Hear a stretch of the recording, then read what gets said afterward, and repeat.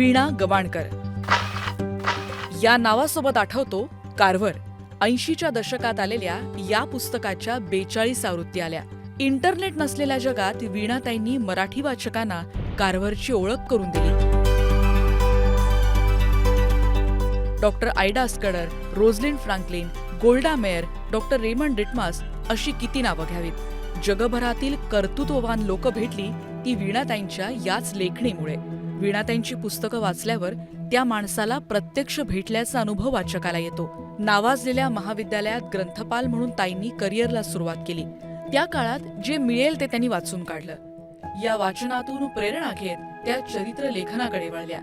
ताईंनी एक जगच मराठी वाचकाला खुलं करून दिलं. एखाद्या व्यक्तीचा अभ्यास करणं, त्याचं विश्लेषण करणं आणि मग त्याचं चरित्र वाचनीय करणं हे आव्हान ताईंच्या लेखणीनं सहज पेललं.